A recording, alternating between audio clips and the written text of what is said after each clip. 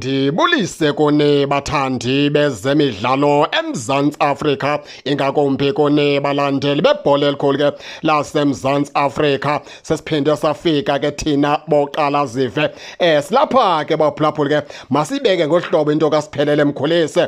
Nizamkhumbula kuSiphelele Mkhulisi umfana omthola insizwa ke okanye ngumdlalo ophuma pha eMaritzburg eKZN, umfana omdala yiproduct okanye ke wenziwe pha yiMamelodi Sundowns. Usuka pha umfana omdala ke kwi-reserve side yeMamelodi Sundowns ukusukela pha ngo-2014 umfana omdala waze wapromotwa pha liqela leMamelodi Sundowns lamsa pha ku-senior team weMamelodi Sundowns pha ngo-2018 umfana omdala uneminyaka eyi-29 kuphela umfana omdala ezelwe.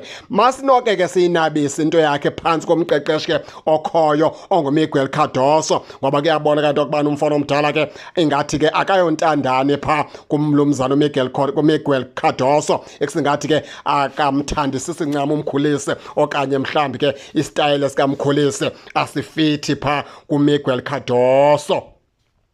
Phambi kokubana ke sinabe njengoba bekuthiwa ke ngomnye wabadlali iKaizer Chiefs ke ethe yabeke imthenjolo unkquqolo imjonge ngamehlo into yokubana ke xa iSundowns ithi yamphuncula uMkhulisi bazawuthatha ngomthi hlwepsi bona, ngoba ke kubonakala ngathi contract kaMkhulisi iyaphelelwa pha ngoJuni kwinyanga ezintandathu zokugqibela zecontract yakhe. Loo nto ikhokela into yokubana ke unelungelo lokubana ke angasayina naliphi iqela ke afuna ukuzimanya nalo pha uMkhulisi. Kulapho ke iKaizer Chiefs ke kuvala into yokubana ke ibemjonge ngamehlo abomvu pha uSiphelele Mkhulisi, kodwa ke loo nto ikusingathi ke isenelize, ngoba iMamelodi Sundowns le ibonakala ke iziphatha amandla sithi uSiphelele Mkhulisi ngoku bayaxoxa naye, bahleli phantsi baxoxa naye umcimbi wecontract ekusingathi bazamnikeza ke icontract uzawusayina pha neMamelodi Sundowns usikhulu uSiphelele Mkhulisi phezu kwengongoma ezithi ithi iMamelodi Sundowns ubudlelwane bayo noSiphelele Mkhulisi buhle kakhulu, futhi ke ngendlela ke aziphatha ngayo bayithanda kakhulu. Umfana omdala ke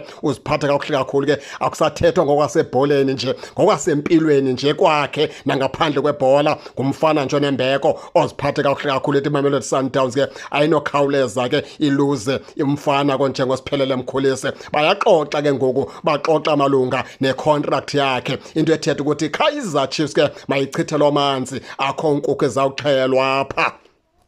Siselapho ke baphulaphula pha kuSiphelele Mkhulisi phantsi kwesandla sikaMiguel Cardoso ke uSiphelele Mkhulisi umfana omdala ndiyacinga into yokubana ke uvele nje kwimidlalo eyi-5 kuphela umfana omdala xa sibala imini esasidlaleyo zi-110 kuzo zonke ii-competitions ke ebezidlalwa, into ethetha ukuthi umfana omdala ke noko akadlaliswa pha nguMiguel Cardoso. Singazi ke noba ke imanagement xa iphinda ke imnikeza icontract umfana omdala usazophinda aqhubeleke ayawuhlala ebhentshini okanye ayohlala esitendini. Aziba loo nto leyo ke ayimbulali na uSiphelele Mkhulisi, ngoba ngoku una-29 years uSiphelele Mkhulisi, futhi ke bekumele uba ngoku sephakathi naphakathi ke ngoku iform yakhe bekumele uba ngoku ngomnye ke wamathemba webafana uba ke ebeyinikezwa igame time pha yiMamelodi Sundowns. Injalo ke into kaSiphelele Mkhulisi ke baphulaphuli ke nani ke ningake ningene nitshone into yokubana niva njani, nize ke ningakhohlwa usubscribe kule channel kuze ningaphoswa zezemidlalo